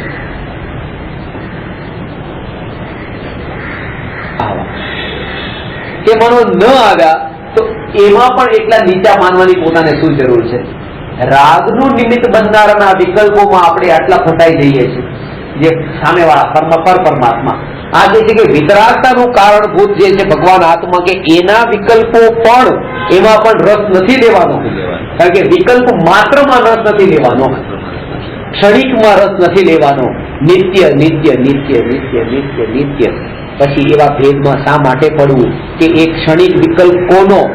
પરમાત્માનો કે ત્રિકાળી ન્યાયકનો? ક્ષણિક તે ક્ષણિક, મને ક્ષણિકમાં રસ નથી, હું નિત્ય. આવી ભેદની એક રેખા. હવે જે બોલ્યું એક ન્યાય તમે તો સ્પષ્ટના કરીને ખબર પડી કે સ્પષ્ટના જ્યારે હવે પેલા જે આવા પ્રશ્નો થતા હતા ને અંતરમાં, હવે જે તમને વિકલ્પો થાય છે એ વિકલ્પો તમને મોતીની માળાના છૂટા છૂટા મોતી જેવા હોય ને, એ એક એક વિકલ્પ એટલો છૂટે છૂટો અનુભવમાં આવે. અને એ બધા સમજો, આ એક વિકલ્પ મોતી, આ પહેલું મોતી, બીજું મોતી, ત્રીજું મોતી, ચોથું મોતી, આ બધા મોતી એવી રીતે છૂટે છૂટા જેમ છે એમ અત્યારે આ ભગવાનની ભક્તિનો વિકલ્પ, ઘરે જવાનો વિકલ્પ, આ વિકલ્પ બોલતો ત્યારે લાગે છે કે જયારે આપણે બધાને ભેગા કરીને ખીચડો કરીએ છીએ. જયારે તમે એક વિકલ્પનું સ્વરૂપ સ્વતંત્ર જાણતા થાવ ને, આ સ્વતંત્ર આ પર્યાયનો વિકલ્પ હતી. આપણે તો બધા આવા વિકલ્પ આને આવ્યા હતા, આવા વિકલ્પ આવ્યા હતા, કાલે આવ્યા હતા, પરમ દિવસે આવ્યા હતા, પેલા આવ્યા હતા, આ બધા વિકલ્પનો ખીચડો કરીએ છીએ. એ વિકલ્પ આ પર્યાય પૂરતો, આ વિકલ્પ આ પર્યાય પૂરતો, આ વિકલ્પ આ પર્યાય પૂરતો, આ વિકલ્પ આ પર્યાય પૂરતો, અને આ બધો વિકલ્પ એક વિકલ્પ સ્વતંત્ર, એને જોડો નહીં. બધા મોતી છે, એક સેપરેટ મોતી. અને આ એટલું મહત્વનું નથી સેપરેટ મોતી જાણવા.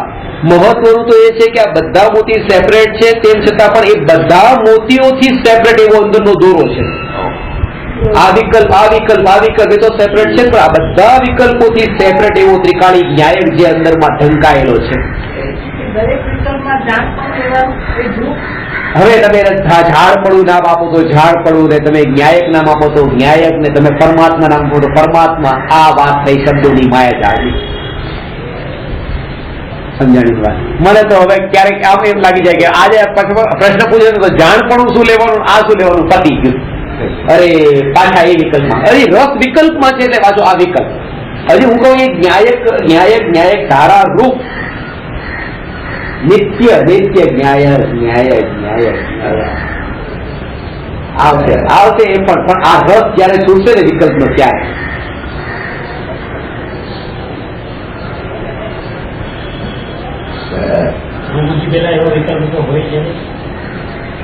અનુભૂતિ પેલા એવા વિકલ્પો હોય, પણ અનુભૂતિ પેલા એવા વિકલ્પોનો રસ ન હોય.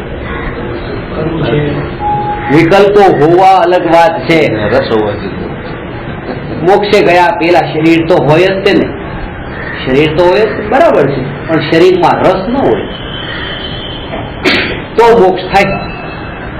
કે રસ શરીરમાં હોય તો મોક્ષ થાય કેવી રીતે? આના જેવું છે.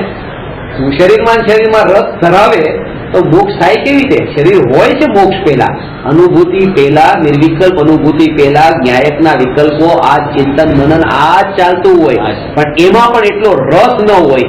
રસ તો ત્રિકાળી, ત્યારે ત્રિકાળી પ્રાપ્ત થાય છે. અનુભવમાં આ જ આવશે, પણ આ જો આ વાત સૂક્ષ્મ રૂપે છે. જે બધાને દેખાય છે આ મોતી દેખાય છે, અંદરનો દોરો તો કોઈને દેખાતો નથી. અંદરનો દોરો દેખાતો નથી. આ વિકલ્પો જ પકડમાં આવે છે, વિકલ્પો જ પકડમાં આવે. અને ખરેખર અંદરનો દોરો કોને નથી દેખાતો? જેને મોતીમાં એટલો રસ છે ને, એનો વિચાર પણ નથી આવવા દેતા કે આ મોતીઓ દોરાના બળ પર ટક્યા છે. એવો વિચાર પણ નથી આવવા દેતા. કોને? જેને મોતીમાં આટલો રસ પડ્યો છે એને.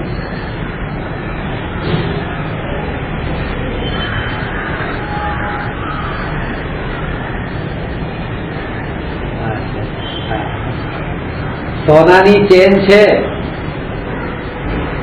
અને મોતી ઉપર છે. એક મોતીની કિંમત રૂપિયો, 100 મોતીની કિંમત 100 રૂપિયા ને ₹1,00,000નો ચેન છે. દેખાય છે ઉપર આજ, પણ તમે એને સાચવી તિજોરીમાં પેક કરીને રાખો છો, લોકરમાં બંધ કરીને રાખો છો. દેખાય છે શું? મોતી કે 100 રૂપિયાની વસ્તુ પડી છે કે નહીં? અંદરમાં પેલું છે આ ₹1,00,000 રૂપિયાની આ વસ્તુ છે. આ સોનું આખું અંદર, આ ઉપરના મોતી જે છે ભલે દેખાતા હોય, પકડમાં આવતા હોય વિકલ્પો, પણ અંદરમાં મહિમા ભાવ તો ત્રિકાળીનો જ હોય. એ જે ખબર એ દેખાતો નથી બહારમાં, એ અંદરમાં છે, અંદરમાં છે, એ પ્રકૃતિમાં છે. આ ત્રિકાળ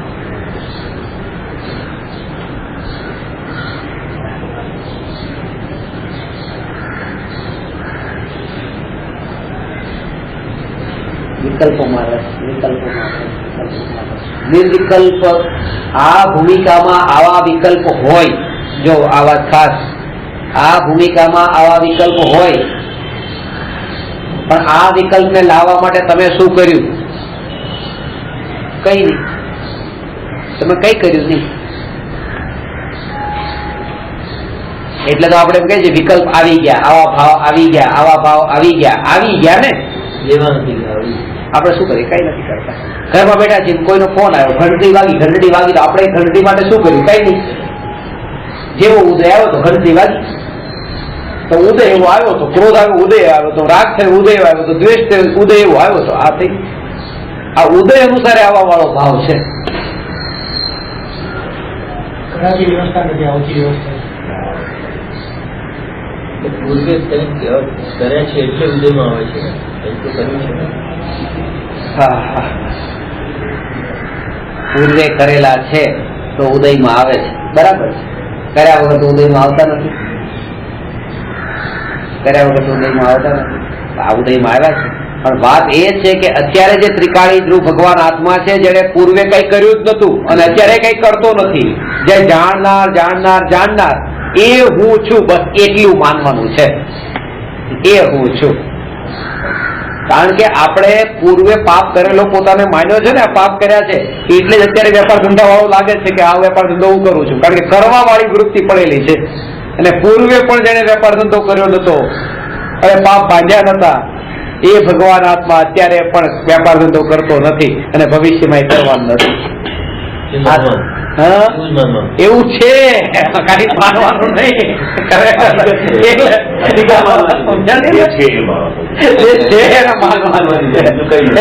મનાવવા માટે છોકરાને રાજી રાખે કે લે ભાઈ તું આ તારી વસ્તુ લેતો રહેતો, રાજી રાખવા માટે નથી. આ છે, પણ એ તમને ત્યારે મહિમા ભાવ આવશે, જયારે અનુભવ થશે ને ત્યારે કે ખરેખર આવું હતું સ્વરૂપ. આ તમારું એ મહિમા ત્યારે આવશે. પણ શરૂઆત ક્યાંકથી તો કરવી પડશે ને. એક દુકાનેથી વસ્તુ પણ 10 રૂપિયાની વસ્તુ લેવા જઈએ તો દુકાનદાર કે ભરોસો રાખો, આ તારી નીકળશે. તો ક્યાંક ભરોસો ક્યાંક તો મૂકવો પડે છે ને. તો દુનિયામાં બધે મૂકે છે તો અહીંયા આટલો તો ભરોસો મૂકો કે છો, અને આ તો બહુ મોટો ભરોસો છે. મૂકો છો ભરોસો, તો પર મૂકો, પોતાના ઉપર ભરોસો મૂકો.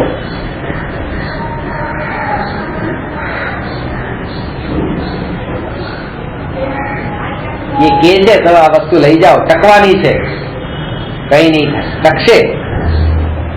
આ જ ભરોસો મૂકવાનો છે.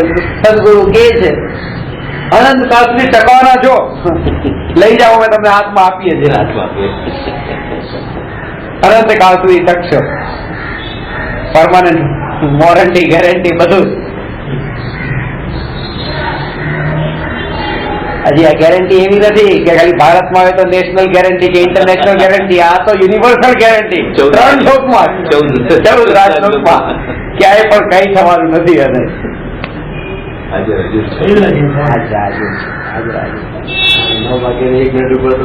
ભૂલી જવાના છે. ભૂલવા જવાના છે. બધી ભૂલી જવાના. હા, બધી બહારની બધી ભૂલાઈ જવાની છે. યુનિવર્સલ આત્મા છે.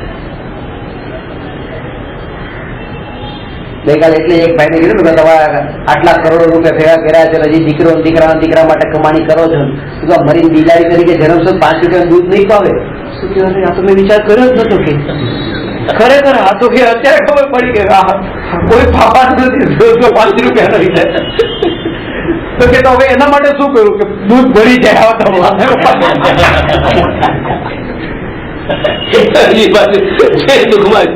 દુઃખમાં છે વિકલ્પ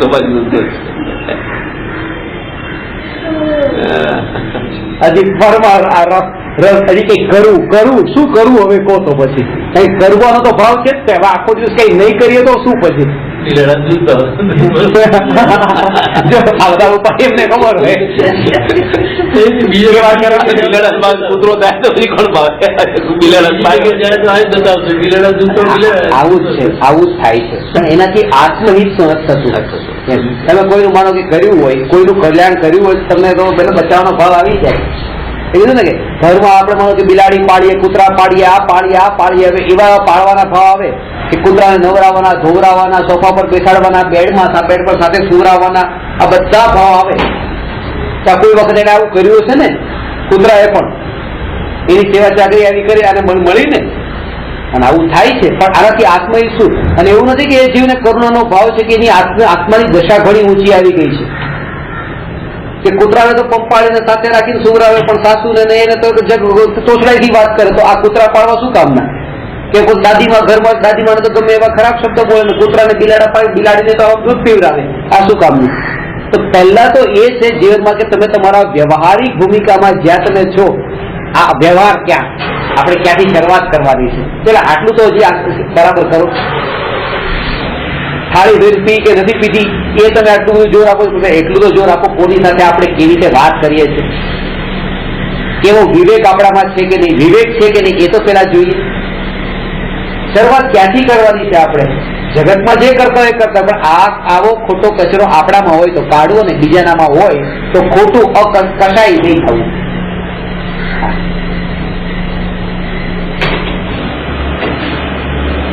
એટલે પછી એ ભાઈને મારે આ જ કેવું પડ્યું. મેં કીધું અનાદિકાળથી દૂધ પીધું નથી, પીવાના નથી, પીતા નથી, કોઈ ખાધું નથી, ખાતા નથી, ખાવાના નથી, એટલે આવતા હું ખાવાના જ નથી તમે, એટલે ચિંતા છોડી દો કે બસ તો હવે કઈ કરવાનું જ નથી પછી. એટલે ખાવાનું જ નથી હું આવતા ભાવમાં નહીં, આ ભાવમાં પણ ભૂતકાળમાં પણ ખાધું જ નથી, કોઈ ચિંતા નહીં. અત્યારે બહુ નીકળી ગયું છે કબૂતર દાણા આપવા. હા, આટલા પુણ્ય બંધાય ને આટલા પુણ્ય બંધાય, અને આનાથી આટલા પાપ બંધાય. પાણીની હોળી રમો તો આટલા બીજું નરક થાય, પછી રંગની રમો તો પછી ત્રીજું નરક થાય, પછી આનાથી રમો ક્રૂડ ને આનાથી રમો કે તો પછી ચોથું થાય. એ આખું લિસ્ટ બનાવી મૂકી હતું મુદ્રાસરમાં. આમાં અટકી જવાય છે, આ કરો તો આ ને આ કરો તો આ. પણ આમાં એ વાત ક્યાંય બતાવાતી નથી કે જેને આજ સુધી ક્યાંય કર્યું નથી એ ભગવાન આત્મા હું. આ તો ખરેખર ધનરાજભાઈ ઘણી વાર ધનરાજભાઈ તમે આની પેલા તમે ક્યાં હતા, તમે કઈ જગ્યાએ હતા, હું મુંબઈમાં, તમે મુંબઈમાં, તમે તમારા ઘરે, હું મારા ઘરે, આવી રીતે બધા પણ કેવો યોગ એવો સહજ કે આવી રીતે ત્યાં આવવાનું, આવું મળવાનું, આના નિમિત્તે આ જીવને આવવાનું, આ નિમિત્તે આ જીવને આવવાનું, આ યોગ થવો, આ મહાપુણ્યના ઉદય. અને આની આગળ 3 લોકની સંપત્તિ મળે ને તો પણ કઈ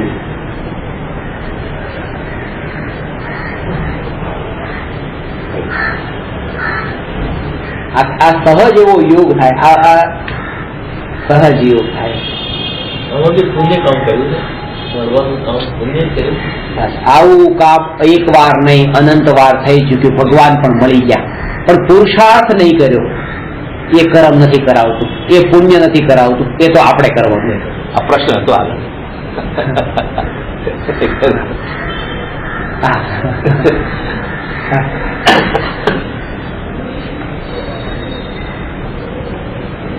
ઇન્દ્રિય વડે પદાર્થોને ભોગવવામાં આવે છે, તે પદાર્થોને આત્મા ભોગવી શકતો જ નથી. જે પદાર્થોને ઇન્દ્રિય વડે ભોગવીએ છીએ ભોગવી શકતો નથી. બે ભિન્ન દ્રવ્ય વચ્ચે કર્તા કર્મની જેમ ભોગતા ભોગ્ય સંબંધ થઈ શકતો નથી. જે પદાર્થોનો ભોગ ક્યારેક સુખરૂપ લાગે છે તેજ પદાર્થોનો ભોગ ક્યારેક બોજરૂપ લાગે છે. અજ્ઞાનીને જમવામાં મીઠાઈ સાથે ફરસાણની પણ જરૂર પડે છે. આ મીઠાઈ સાથે ફરસાણ જોઈએ, મોઢું પછી આ મીઠું મીઠું થઈ જાય, કેવું લાગે?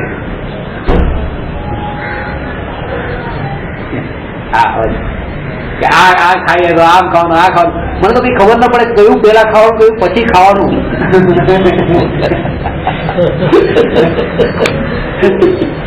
મને ઘણા લોકો કે આમ જમવાનું બધું પેલા તમે આ મીઠાઈ ખાઓ, પછી આ ખાઓ, હવે થોડુંક પાણી પી લો, હવે તમે આ કરો, બધું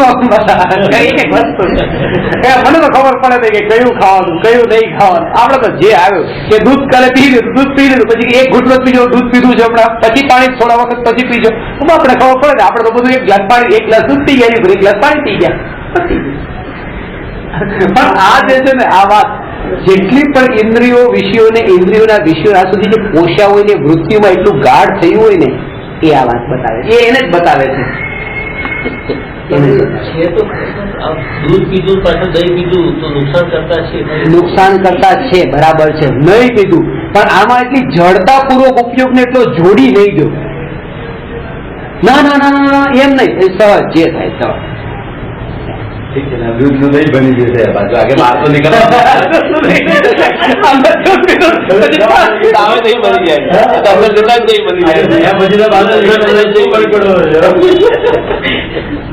પણ મારો કહેવાનો અર્થ એ છે કે જેવી રીતે આ વિકલ્પ ખાસ મોટી વાત છે કે આવા વિકલ્પો નથી આવતા. એટલે વિકલ્પ માટે તો મેં ખરેખર એમ લાગે કે આ શાકની વાત કરી નંદનભાઈ ને, શાક આમ ફળ્યું છે, બે પરાઠા મૂક્યા છે અને શાક થોડુંક જ છે.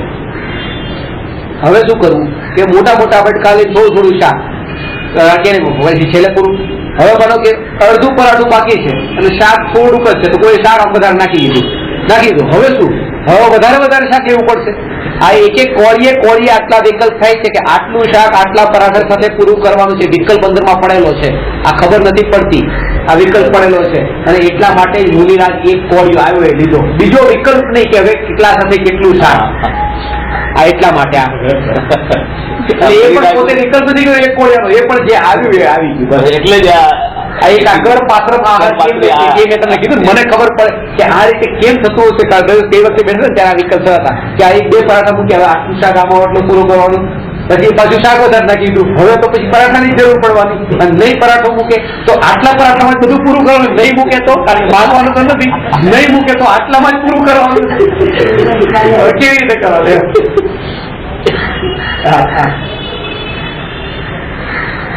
હવે આટલું અડધું મરચું પડ્યું છે છેલ્લે અને એક જ બટકું છે અને એટલે એક થોડું ખાઈ લે તો આટલું મરચું વધે. તો હવે આ જે અડધું મરચું ખાધું, 3 પરાઠામાં અડધું મરચું ખાધું અને છેલ્લો એક બટકું છે એમાં અડધું મરચું ખાધા વગર છૂટકો નથી, કારણ કે વાત જોવાના છે. આ વિકલ્પો એટલું તો મૂકવો જ નથી. હવે કરવું શું?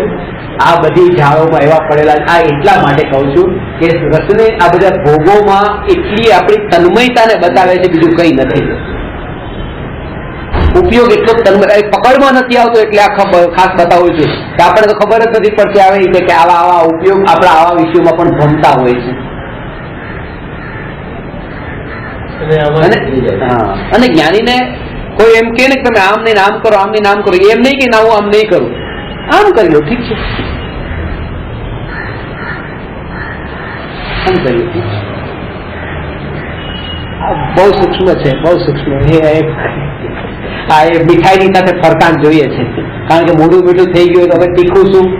કારણ કે મીઠા ઉપર તો પાણી પીવાય નહીં, તીખું ખાધા પછી જ પાણી પીવાય. પાણી ન પીવું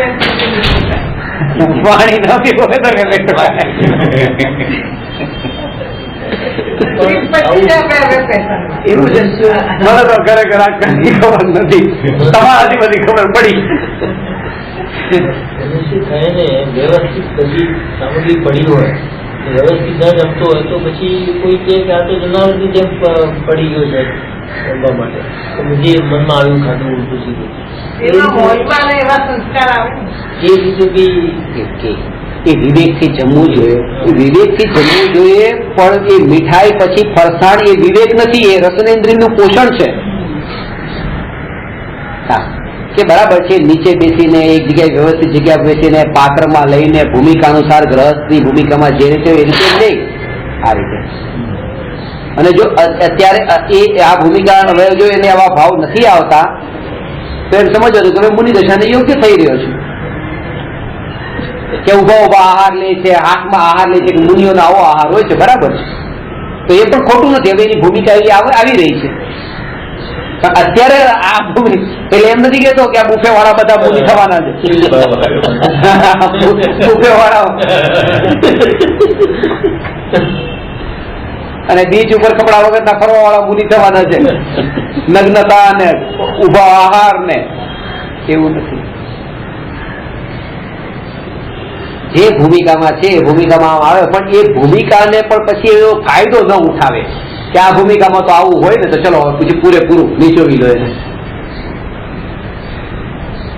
આ બધી ઇન્દ્રિયોની એક બરફીનો ટુકડો લીધો, 5 ટુકડા છે થાળીમાં, એક ટુકડો લીધો મોઢામાં મૂક્યો, જેવો આ શું હોય છે, જેવો એ બરફીનો ટુકડો જીભ પર આવે ને એટલે એક રસ અહીંયા તૈયાર થાય, એક પાણી અહીંયા થાય. એ પાણી જે તૈયાર થયું એ પાણીમાં કઈ મીઠાશ નથી, એ પાણી મીઠું નથી. આ બરફીનો ટુકડો આપણે એ પાણીમાં ઓગાળતા હોઈએ છીએ. એ આટલી ફાસ્ટ પ્રોસેસ થતી હોય છે, ખબર નથી પડતી. એ બરફીનો ટુકડો એ જીભ પર થયેલું પાણી એમાં ઓગાળીને અંદર આખો એને બરફીને જ આટલી પાણીદાર એવી કરી નાખીએ છીએ, એવી ભીની કરીને આખો રસ એ સાદો રસ હતો ને એને પણ મીઠો રસ કરી નાખીએ છીએ.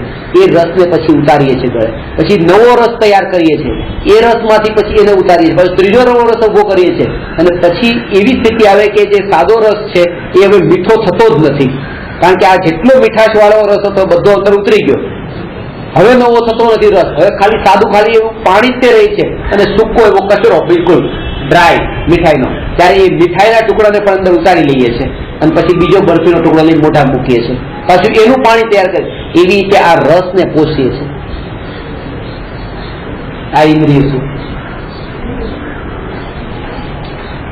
ખરેખર રસ તો અંદરથી જ હોય છે. જોઈએ ક્યારેક એકદમ દુઃખું સૂકું બી ખાધું હોય રોટલી, એને વધારે ચાવી મીઠાશ પેદા થાય છે. હા, એમાં પણ મીઠાશ જે પેદા થાય ને, વધારે ચાવી એમાં પણ જે કઈ મીઠાશ પેદા થઈ છે એ મીઠાશ નથી હોતી, એક પ્રકારનો એવો રસ તૈયાર થયો છે કે જેમાં આપણી સુખબુદ્ધિ છે એટલે મીઠારૂપ લાગે છે. ઘણી વખત આપણો જેવો રસ ત્યાં લેવો હોય ને એવું જ આપણે ભોગવીએ છીએ. ત્યાં ઘણી વખત ઓછું ખાટું પણ આપણે વધારે ખાટું લાગી જાય. એમાં પણ આપણું આ જે રસ એમાં પણ મીઠાશ હોય છે, એમ નથી કહેતો કે ઘઉંમાં પણ મીઠાશ છે. ઘણી વસ્તુ એવી કે સાકર ન નાખે પણ પોતે અમુક શાક એવા હોય કે જે મીઠા જ હોય, એમાં એ છે. પણ એને પણ આ રસ સાથે જયારે ભેળવીને એને પણ મીઠા રૂપે આપણે બનાવ્યું છે. એ રસને પણ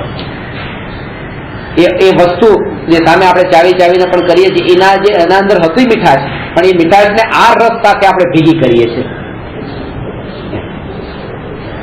કે આખી રોટલી હોય તમે એને ગમે તે તમે ચાવો કરો અને બહાર રાખીને તમે ટુકડા કરો, એને ખાંડો ગમે એટલું કરો, એમાં રસ ઉભો થવાનો જ નથી.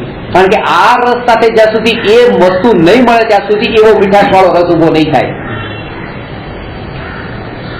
આ તન્મયતા છે ઇન્દ્રિય વિષયોની. વળી ફરસાણ ખાધા બાદ પણ સુખ મળતું નથી એટલે ફરી મીઠાઈ ખાય છે. તેને એક ક્ષણ માટે પણ નિરાકુળ શાંતિ મળતી નથી. જો મીઠાઈમાંથી સુખ મળતું તો ફરસાણ ખાવાની જરૂર શું? અજ્ઞાનીને એક પર પદાર્થમાંથી છૂટીને કોઈ બીજા પર પદાર્થમાં જોડાય છે, બીજા પર પદાર્થમાંથી છૂટીને કોઈ અન્ય પર પદાર્થમાં જોડાય છે. અજ્ઞાની નિરંતર પર પદાર્થોમાં જ સુખને શોધે છે. અનંત સુખનો સ્વામી ભગવાન આત્મા ભિખારી થઈને પૂતગલ પદાર્થો પાસે સુખની ભીખ માંગે છે, જે પૂતગલમાં સુખ નામનો ગુણ જ નથી.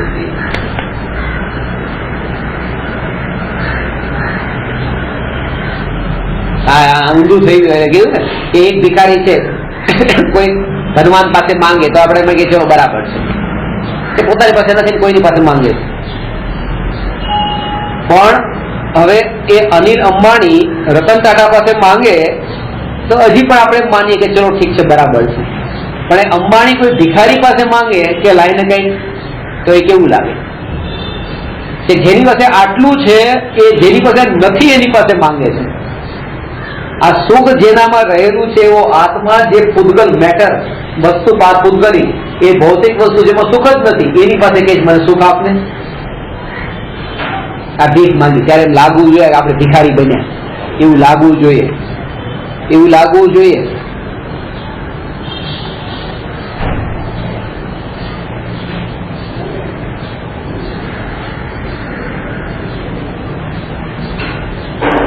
મીઠાઈનો ટુકડો પડ્યો છે, મને આમાં સુખ મળે, આવો જે ભાવ આવ્યો એટલે બધા આપણે ભિખારી બન્યા, એની પાસેથી કંઈક લેવાનો ભાવ આવ્યો.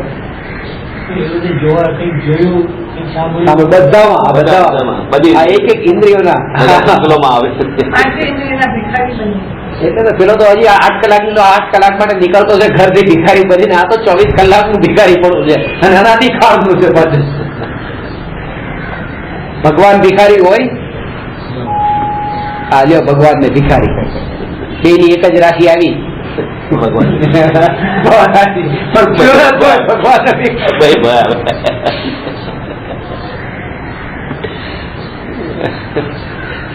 ક્યાં ભગવાન ને ક્યાં ભિખારી. આના ઉપર ગામમાં મેં કીધું ચોઘડિયા મોઘડિયામાં રાશિ બાશીમાં માનતા નહીં કીધું. આજે ભગવાન ની ભિખારી એક જ રાશિ છે, તોય એક કેવા સુખી, એક કેવો દુઃખી. નામ રાશિ થોડી કઈ કામ કઈ રાશિ કર્યો. તો પછી એ તો એમ જ જ્ઞાન મારે તમે રાશિ જુદી થઈ ગઈ ને. ભગવાન તો એટલે એ રાશિમાં ન માનવા માટે થઈને બી તો નામ છે, જેમ ભિખારી બી તો નામ છે ને. વાત કરે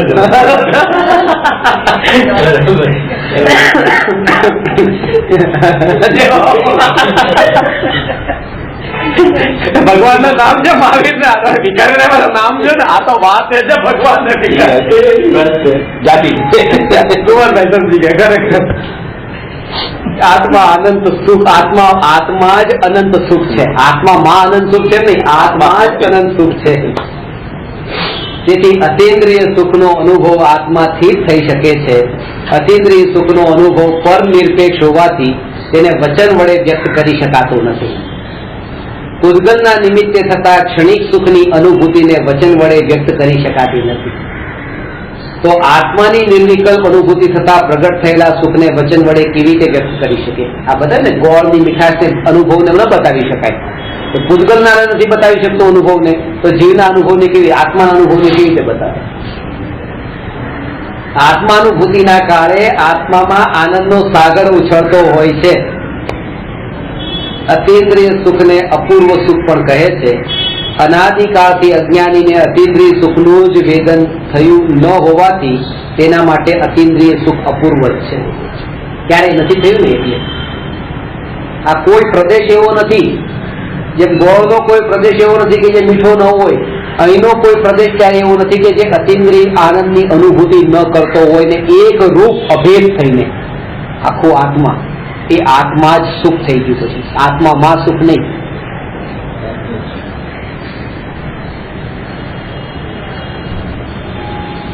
એ આત્મા જ સુખ. એ ગોળ નથી પડ્યો, એ મીઠાશ પડી છે. પછી આ આત્મા નથી, આ સુખ છે. અહીંયા આ સુખ જ છે. એ ભેદ નથી કરતા. ગોળમાં મીઠાશ નહીં.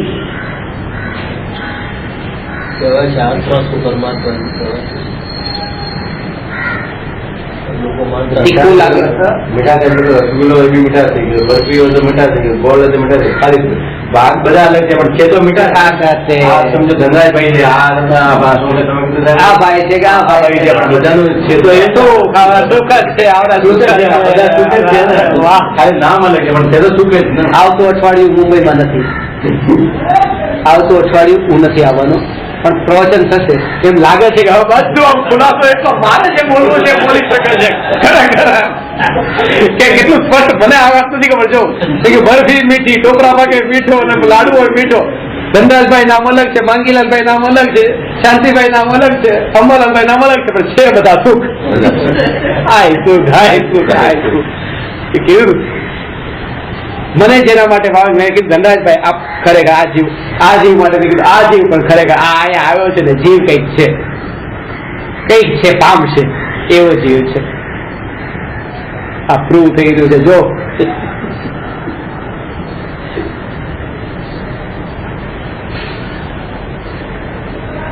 અનંત ગુણોની પર્યાયનું અભેદ એક રૂપ શુદ્ધ પરિણમન થાય છે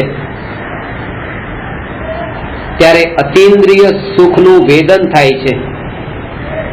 સુખ ગુણની શુદ્ધ પર્યાય તથા શુદ્ધ પર્યાય સુખ તથા અશુદ્ધ પર્યાયને દુઃખ કહે છે. આ દુઃખ છે સુખ ગુણની જ પર્યાય છે, અશુદ્ધ પર્યાય છે. જેમ જ્ઞાન ગુણની શુદ્ધ પર્યાય જ્ઞાન અને અશુદ્ધ પર્યાયનું નામ અજ્ઞાન. એક અજ્ઞાનતામાં પણ જ્ઞાનની જ પર્યાય છે, એમાં દુઃખ એ સુખ ગુણની પર્યાય છે. જેમ ઇન્દ્રિય જ્ઞાનને જ્ઞાન ગુણની અશુદ્ધ પર્યાય કહી છે, તેમ ઇન્દ્રિય સુખને સુખ ગુણની અશુદ્ધ પર્યાય દુઃખ કહી છે. અતિન્દ્રિય જ્ઞાન જ જ્ઞાન છે, અતિન્દ્રિય સુખ જ સુખ છે. આત્મામાં અનંત ગુણો છે, તેમાં બે ગુણો ઇન્દ્રિય વડે વ્યક્ત થાય છે, જ્ઞાન ને સુખ. એટલે આ ઇન્દ્રિય જ્ઞાન ઇન્દ્રિય સુખ. તેથી ઇન્દ્રિય જ્ઞાન ને ઇન્દ્રિય સુખ શબ્દનો પ્રયોગ થાય છે, પણ ઇન્દ્રિય શ્રદ્ધા, ઇન્દ્રિય ચારિત્ર વગેરે શબ્દોના પ્રયોગો થતા નથી. અતિન્દ્રિય જ્ઞાન સાધન છે, અતિન્દ્રિય સુખ સાધ્ય છે. અતિન્દ્રિય સુખ જ આત્માનો વૈભવ છે. ઇન્દ્રિય સુખ આકુરતા સહિત હોય છે, જ્યારે અતિન્દ્રિય સુખ નિરાકુળ હોય છે. આત્મા ત્રિકાળ સત્તા સ્વરૂપ પદાર્થ હોવાથી તેના લક્ષ્ય વિકલ્પ ઉત્પન્ન થવાનો પ્રશ્ન જ ઉપસ્થિત થતો નથી. જ્યાં વિકલ્પ પણ ઉત્પન્ન થતા નથી ત્યાં આકુરતા પણ ઉત્પન્ન થતી નથી. જ્ઞાની માત્ર જ્ઞાનાકાર જ્ઞાનને જ અનુભવે છે, તેથી જ્ઞાનીને અતિન્દ્રિય સુખને જ અનુભવે છે. આત્મ સાધનાનું ફળ અતિન્દ્રિય સુખ છે.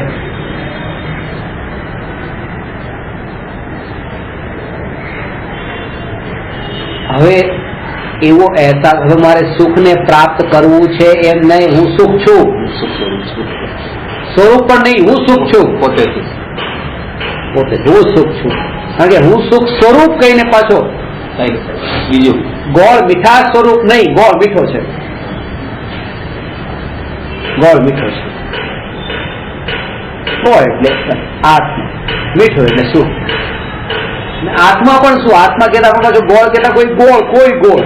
આ આત્મા કહેતા કોઈ આત્મા લાગશે, એટલે આત્મા કહેતા હું સુખ છું. સમજાયું? હવે આ ચાલતા ફરતા ઉડતા બેસતા ઘરેથી અહીંયા કોણ આવ્યું?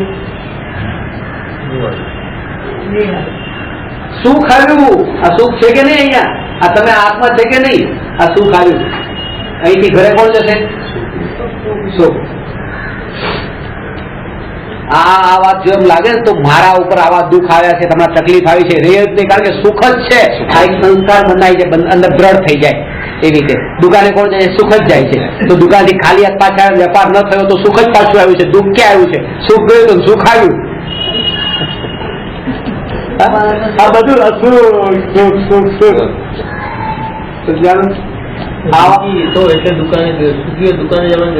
આ માનતા નથી એટલે દુકાને ગયા. માની લો તો નહીં જાઓ, પછી તમે સુખ જ છે તો પ્રશ્ન એ જ થાય છે. મને શું કેવી રીતે કહો છો તમે? મને આટલો ઊંચો નહીં ચડાવો, નીચે રાખો, નીચે રાખો. હજી થોડું આ દુઃખ છે ત્યારે તો દુકાને ગયો. એ સુખ છે એવો અંદરમાં અનુભવ નથી થયો, એટલે જ આવું બધું થઈ રહ્યું છે. એવો અનુભવ થાય તો આ દોડ ઓટોમેટિક બંધ થઈ જશે.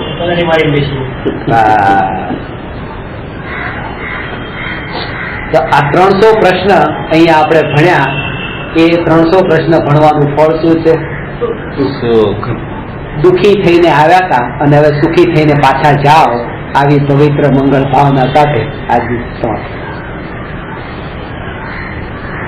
નમો અરહંતાણમ, નમો સિદ્ધાણમ, નમો આર્યરિયાણમ, નમો ઉલજાયાણમ, નમો લોએ સર્વસા.